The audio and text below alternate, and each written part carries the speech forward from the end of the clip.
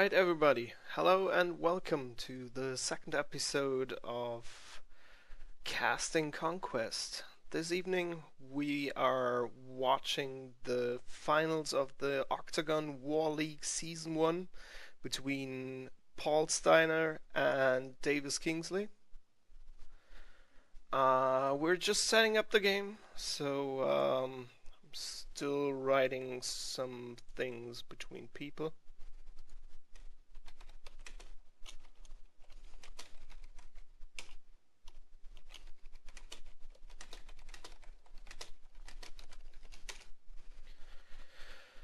The league has been running for several weeks now. Unfortunately, there aren't that many stats available, so I've been talking to Kingsley for a few minutes, and apparently he crushed all his enemies. I expect the same's true for Steiner. Steiner, by the way, the guy who runs the Conquest match tracking database, so I'll put a link into the comments, and feel free to post every game you play on Octagon in the database.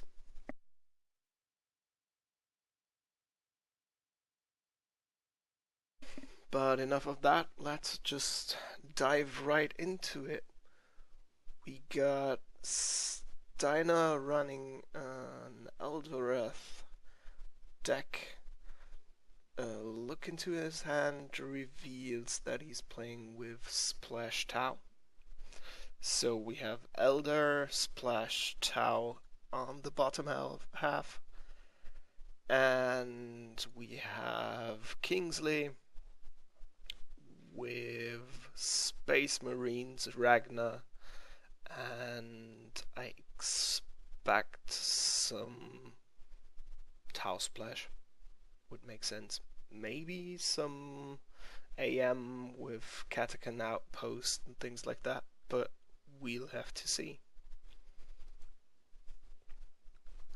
So, initiative is on Steiner's side. He plays a Rogue Trader on Eloith, potentially grabbing 2 cards and 1 resource.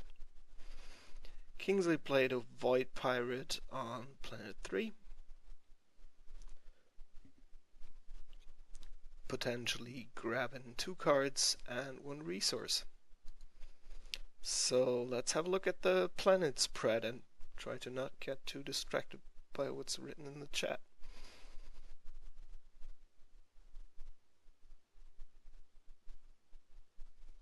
Alright, some friendly chit chat there.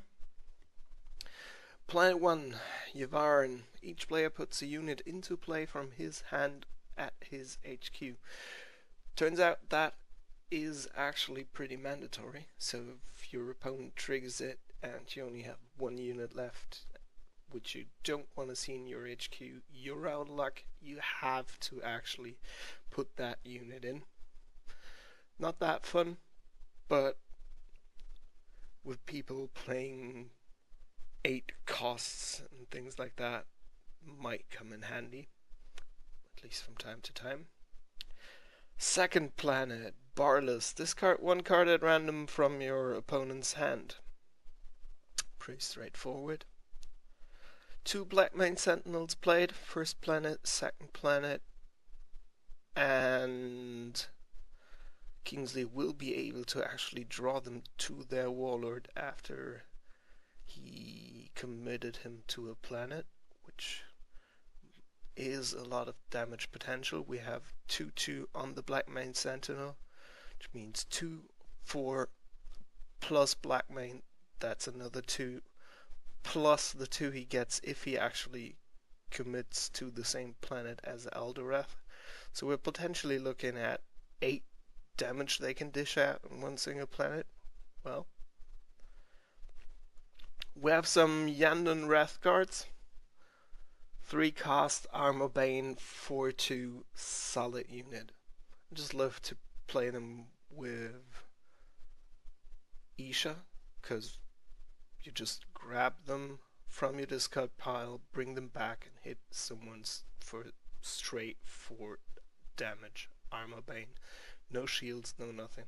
Although playing against SM means he might have Indomitable. Let's take a peek. He has Indomitable.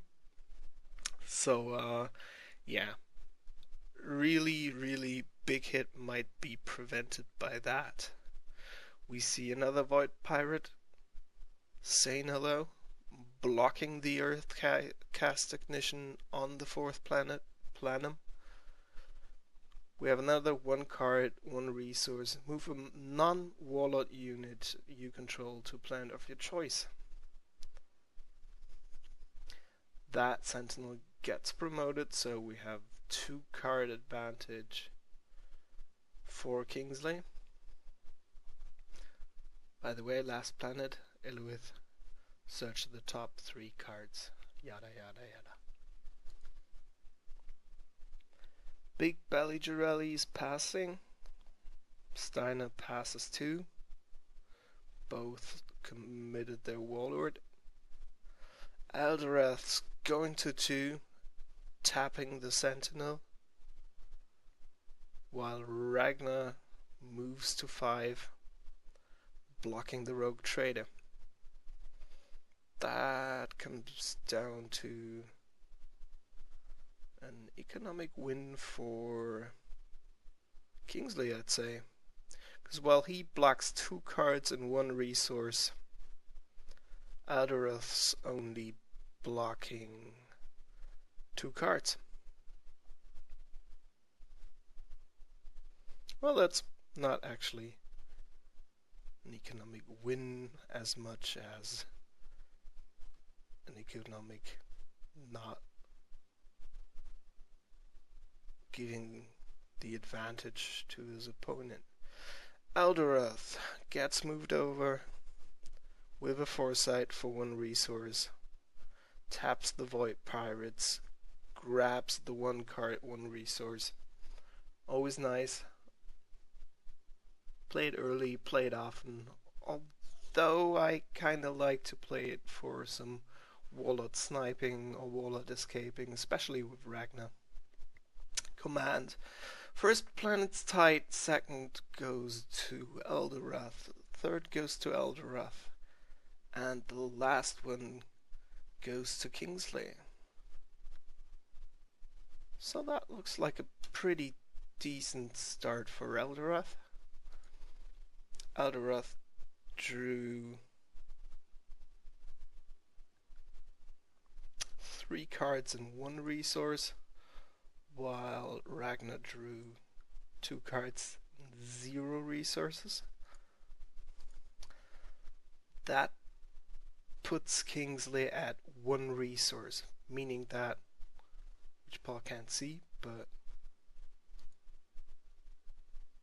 Kingsley could not play a drop pot.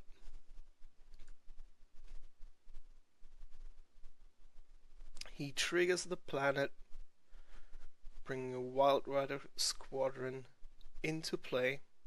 He can't actually move the squadron onto a planet now because it does not have an adjacent planet. It's an HQ.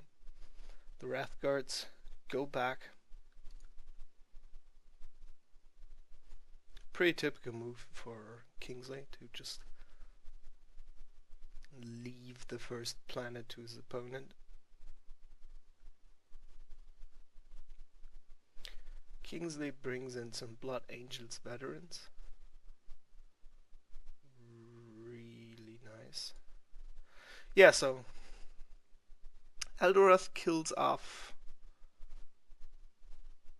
Kingsley's Void Pirate on 3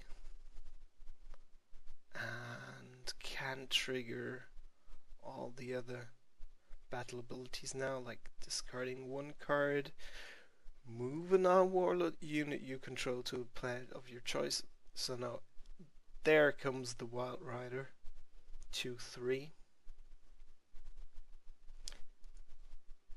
Haven't taken 1/1/1 planet on first turn. actually means that if Paul manages to grab every planet during his initiative, he will have won the game by planet 5, because that would net him his third blue icon, which apparently is attack.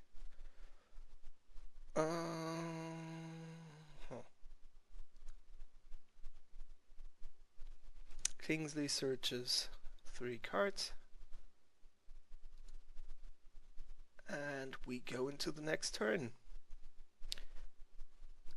Next turn, 5 resources, 6 cards for Paul. 5 resources, 6 cards for Davis. Davis plays a Rattling Deadeye on 5. 5 is Osa's 4, take 1 resource from your opponent. Paul blocks the 1 command from the Rattling Deadeye with an Earthcast Ignition. Looks at the first 6 cards, and let's see what he'll get.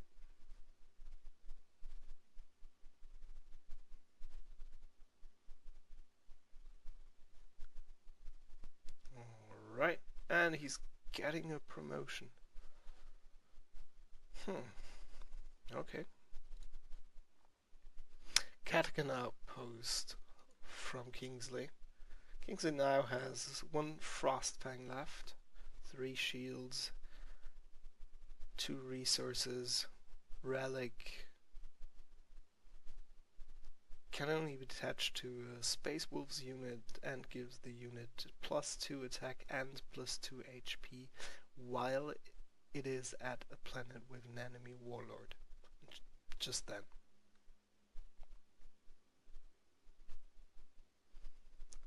Feels a little bit like the Berserker ability in some role-playing games, because as soon as the enemy opponent's away, it might mean that Ragnar just falls over because he realizes that he has been mortally wounded. Paul plays a promotion on the ECT, giving him command on planet 5. He plays another Rogue Trader, puts him on 3. Davis passed, so now he can pretty much do whatever he wants. Plays some drones on first planet. That does not necessarily look that good for Kingsley, but we'll see. The game isn't over till the fat lady says okay. They both decided where to go. Ragnar will move to 4. Elderoth will move to 5. No, Ragnar will move to 3.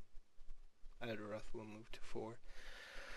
Elderoth will tap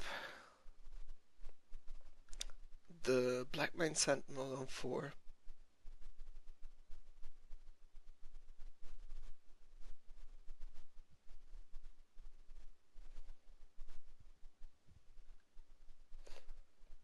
Davis moves the Sentinel over to player 3, which just makes sense, because it might just get slaughtered by the Wrath Guard, and it'll be a lot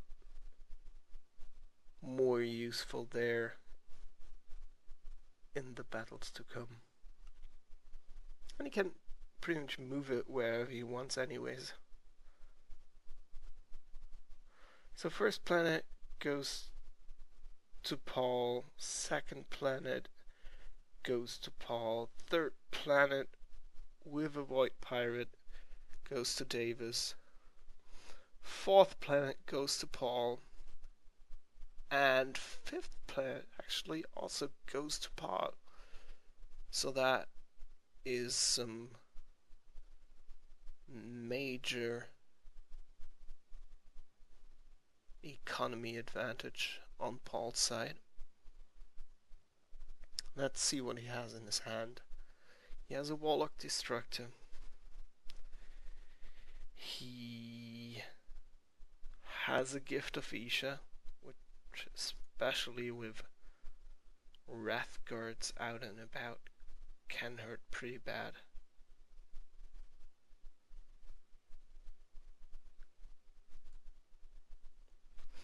And he has a Void Pirate, which might just help to seal Davis's fate later. But Davis is not helpless. He drew up to 2 crushing blows. It can really hurt.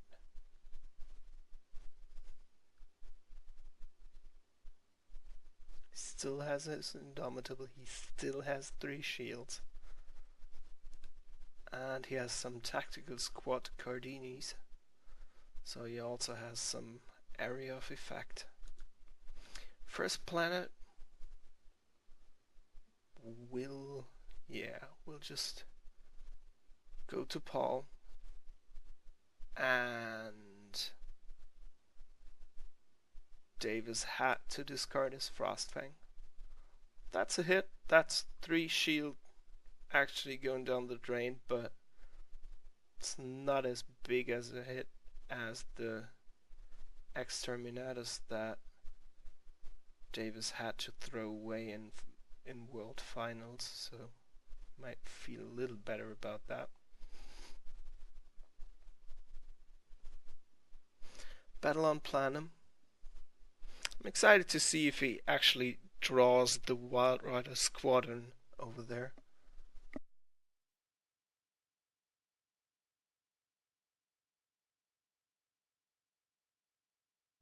Although I don't suspect he will.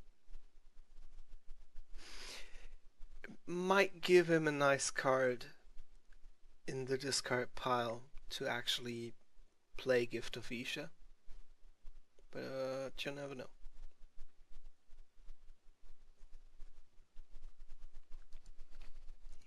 Might be thinking the same. It's in the power. He has another Wrathguard, the Marksman. He has a Doom, but Davis is pretty much playing around it. Nullify. That looks like he's set up pretty good against any kind of eventuality. He might actually be able to 3...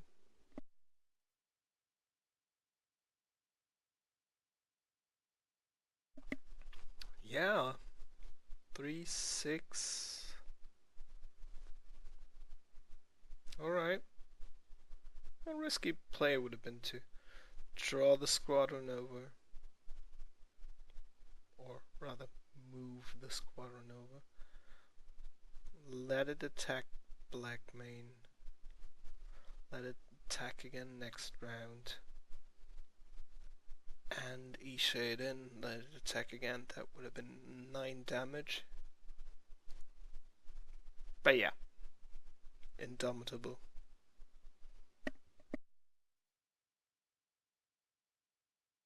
No Foretell on Planet 3, so move a non-wallet unit you control to planet of your choice. Now, what will that be? Will that be anything at all?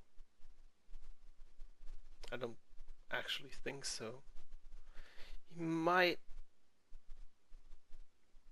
want to put the Blackmane Sentinel somewhere, or yeah, sure, the Blood Angels, but they might just get eaten their next turn. But okay, he moves over the Blood Angels veteran to what soon will be Planet 1, Karnath.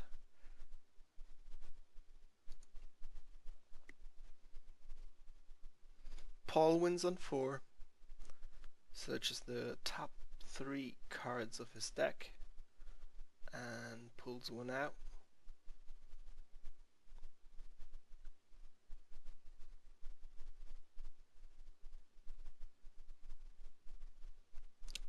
excited to see what it actually will be. I'm still not sure if the card I'm seeing here is one of the cards he's actually looking at right now or the next card after, but we'll see.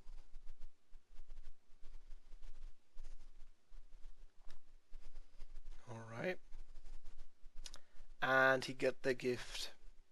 So now he's on 2 gifts of Isha. He has some Yanton Wrath guards. And he's up to 7 resources. And we'll probably get some more this turn. It's Paul's initiative.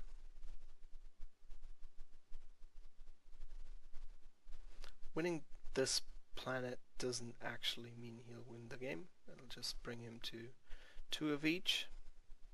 And he plays a good old Void Pirate. Planet 5. Deal 1 damage to each enemy unit at target HQ or adjacent planet. An Alatoic Shrine will actually mean that the Yanton Wrath Guard can move to the planet without being tapped, or rather being immediately untapped, I guess. Yep.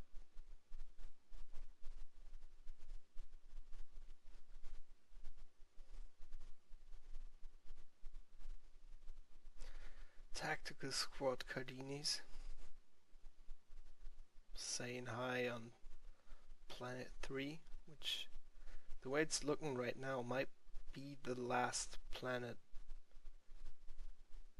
off the game.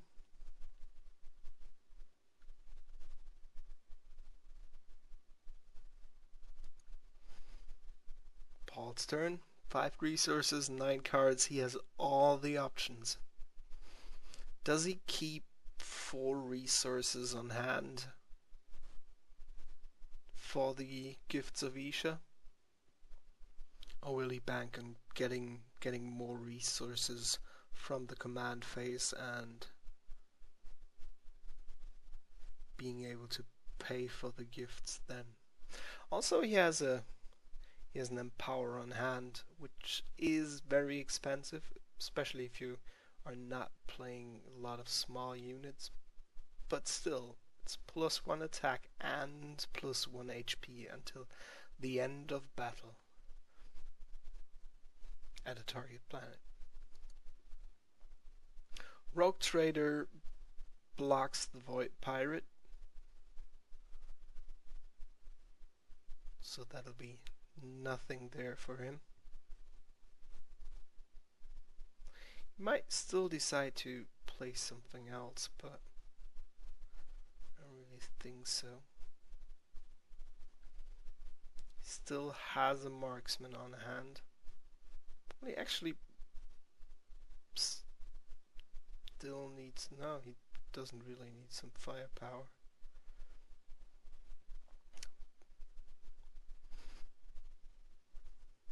He plays a marksman on 5, giving him back command, which by now means that he will win.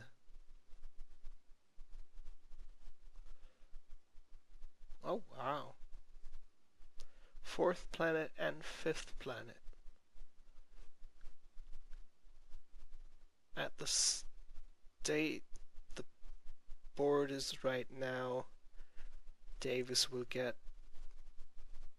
1 card, 1 resource, 2 cards, 2 resources, 3 cards, 2 resources, 5 cards, 5 cards, 2 resources. Alright. Especially with Indomitable around, that might actually help him turn things around. He still has a promotion on hand. I don't think he's actually played anything limited this turn. Nope. So he still can grab the command from one of the planets, maybe. Yeah, yeah, maybe even Planet 5, Atrox Prime. If he promotes that rogue trader, he'll go from 5 cards 2 resources to 6 cards 4 resources, which might put him ahead. He might pull 1 or 2 drop pod assaults, always nice. And of course it means that only thing Eldorath gets would be 2 resources.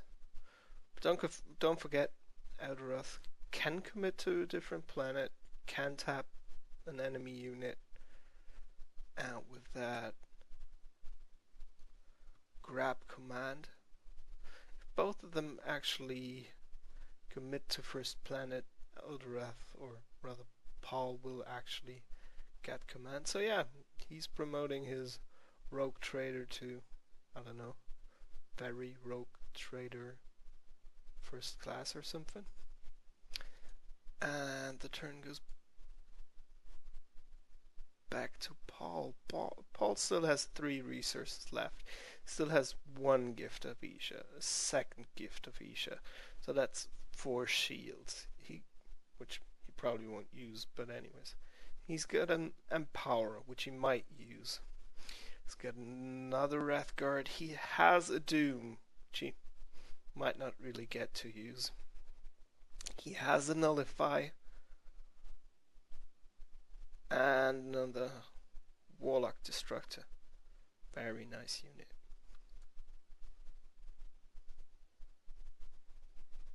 So now they both decided where they were going. They both go to Planet 2.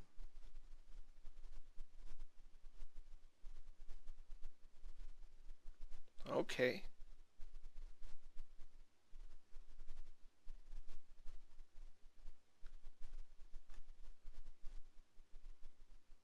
Let's see how...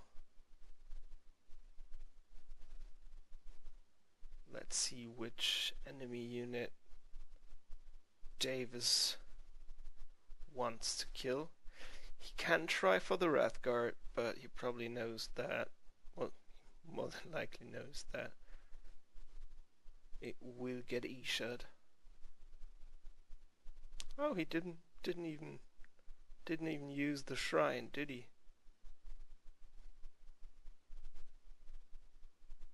It's a reaction, so he might actually shield that.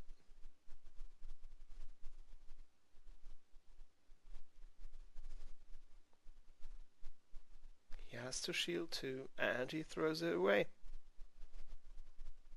Okay, reaction window still open, so Wrathguard gets unexhausted.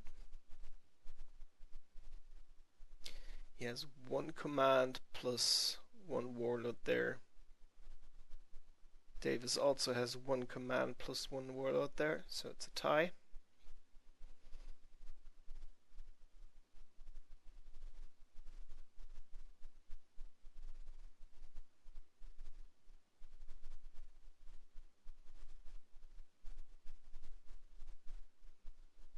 Davis seeing if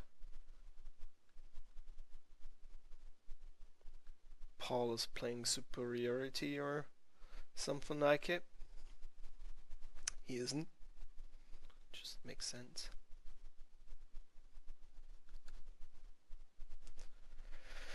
And we're moving to Planet 1.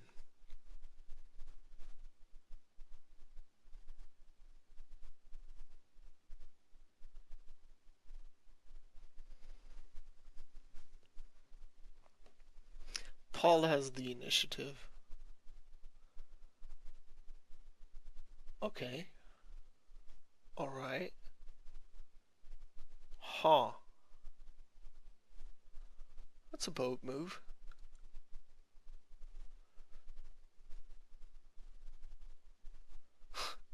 Okay.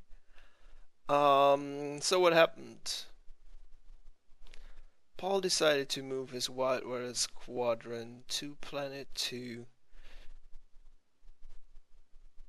Davis won the planet, decided to trigger the battle ability of Planum, and moved his Honored Librarian over, which is really nice considering there are still 3 units actually protecting it.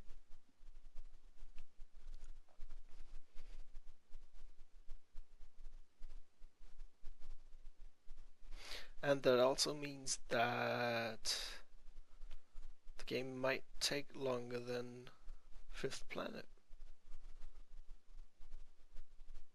Which is also not that bad, I guess.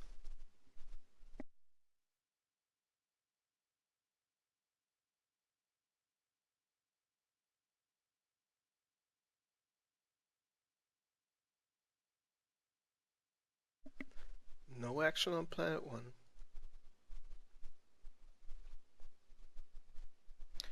Second Indomitable for Davis. So now we have 2 Indomitables, 2 Crushing Blows, and some Iron Guard recruits. Paul's asking how many Crushing Blows Davis has. We know the answer. The answer is 2. Enjoy.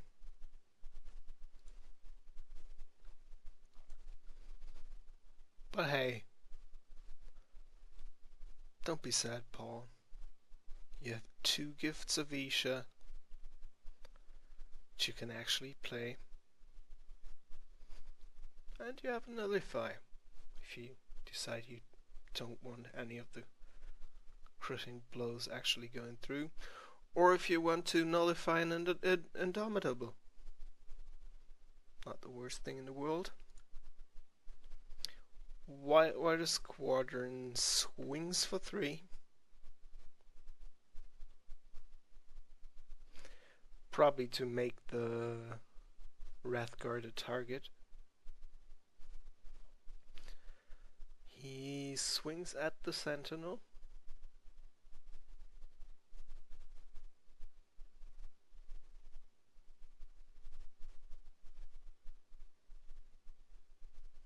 Sentinel gets discarded.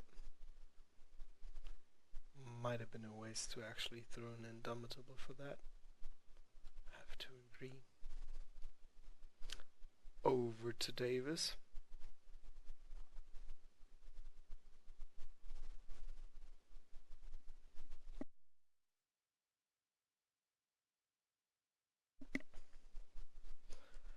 The Librarian hits the Wrathguards for 4, meaning if Paul doesn't have mobility on hand, he can't actually keep them from dying.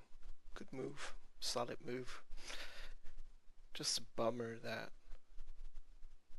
he still has 2 Gift of Ishas and probably plans to use them.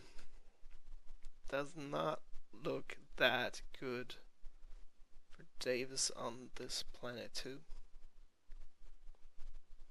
But it's not the contested planet right now, so that might not be that much of a problem.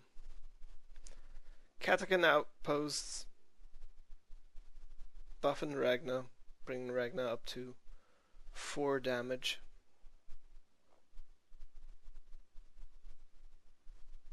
He might be, yeah, he's swinging for the squadron. Will we see Empower's Shield? Yep, we see Empower's Shield.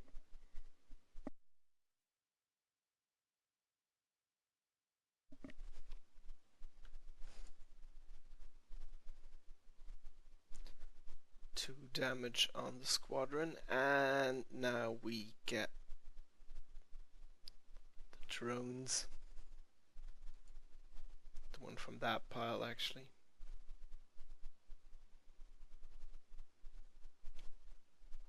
Very nice. Drones come back and hit Ragnar for 4. Ragnar will use Indomitable. No way to nullify, because Eldorath is exhausted. And Ragnar stands unharmed for another fight. All exhausted. No more plays. So it's unexhaust and see who will stay time.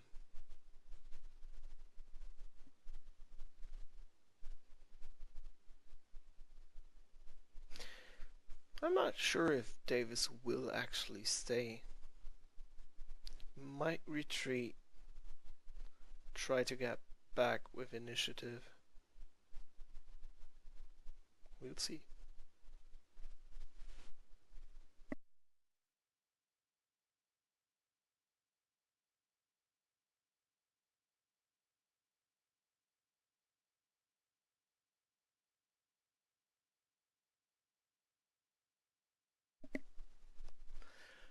While Davis is thinking, yeah, okay, he does actually retreat.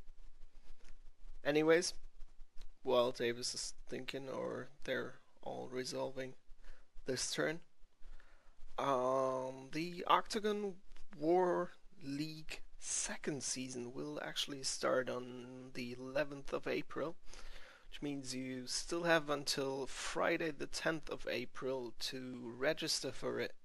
I'll post a link in the comment section and you'll be able to go there, sign up.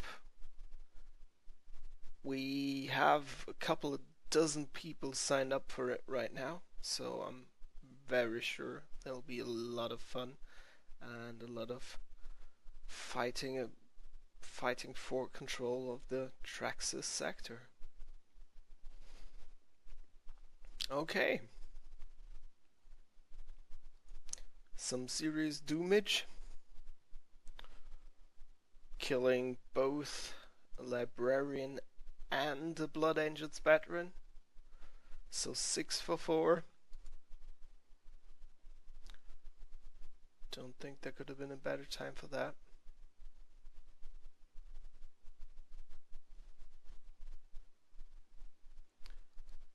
Did he actually discard his Ishad?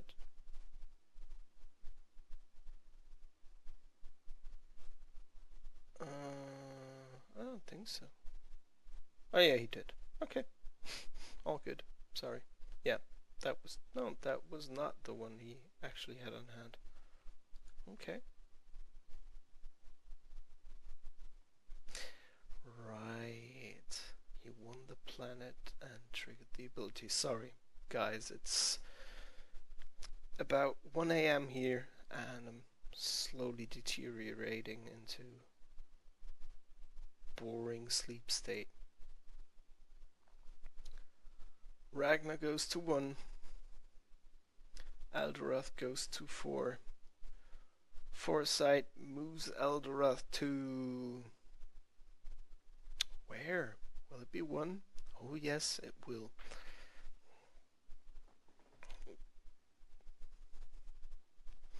With Davis having initiative, I think that means that his Warlord ability does not trigger and he can't push 2 damage on any opponent, which is unfortunate.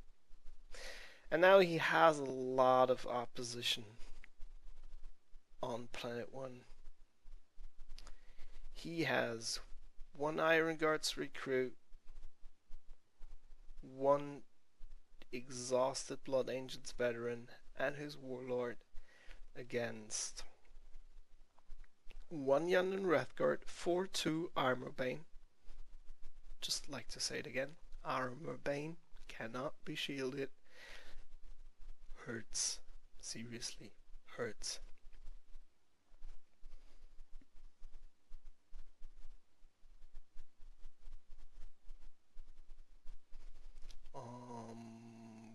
Wouldn't the marksman have been able to? Or did he? Oh yeah, he did not actually take the ranged action. Alright. Iron Guard recruits hit the Wrath Guard for 3. So now I can either shield for 2, making the Wrath Guard survive,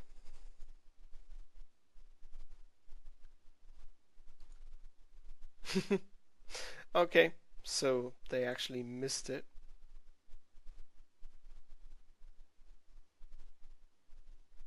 That's strange because I saw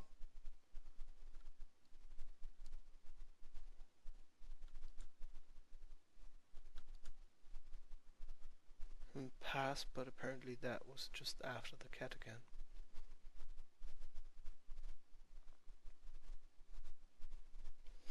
One damage on Warlock, so not really big an effect on the marksman. And he actually discards it. Okay.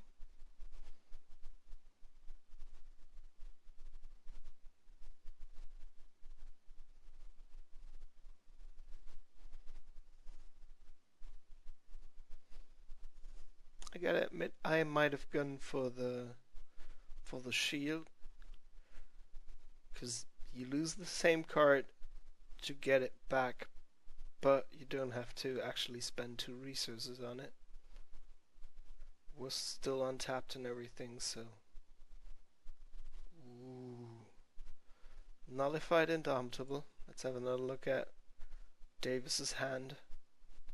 Crushing Blow, another Crushing Blow, 1 Eager Recruit and still 1 resource left, so we might actually be able to play that one.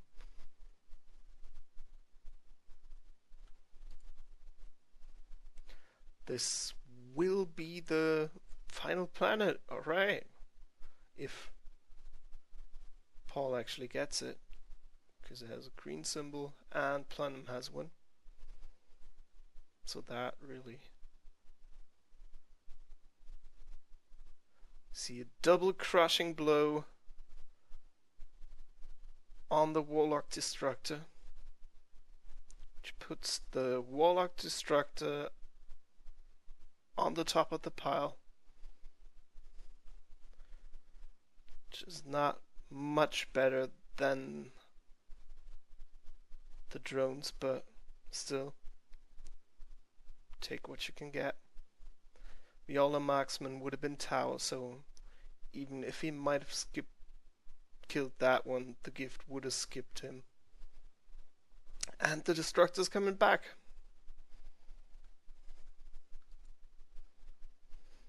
Still another Nullify on hand, although Eldrath is still tapped, which will not be the case forever. Warlock Destructor is swinging for 3.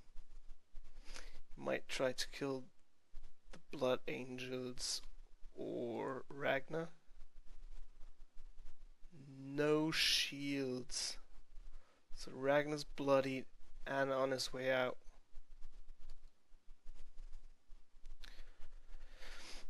Eager Recruit comes in.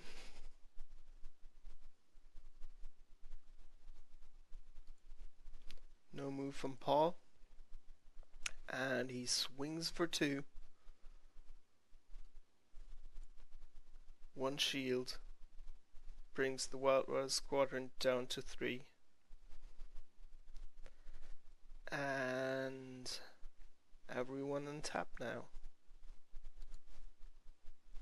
Still have the War Camp on hand, still have the Sentinels on hand. Nothing that might shift the battle in Davis's favor. All units, no events here. So this battle will be fought between what we see here. Ragnar's already bloodied and in HQ.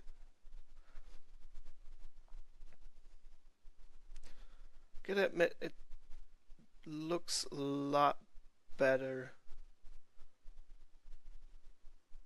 In my opinion, it looks a lot better for Paul, but that might just be me misjudging the situation. 1 damage on Eager Recruit. Kills the recruit. So now, does he attack with 3 damage? No, he does not. He does not want to risk that.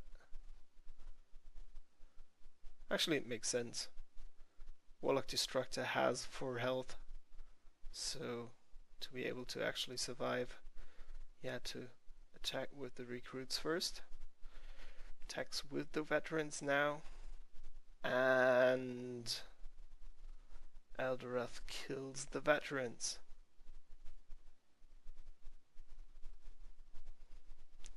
Well, if he doesn't, out of some funny logic, decide to just move away his units now, it looks like Davis is lost. Let's look at his hand. Yep, nothing there. And GG. It's over. So Paul Steiner, champion, first season Octagon War League. Congratulations from me. Congratulations from the rest of the community, I guess. Thank you for watching. I hope I wasn't as repetitive as last time. I had some breaks in between, like I said. It's 1 a.m. here, and I'm a little bit tired. Might be better next time. Check out War Octagon League Season 2. Like I said, I'll post a link in the comment section. And yeah, keep playing. See you around. Thank you, and goodbye.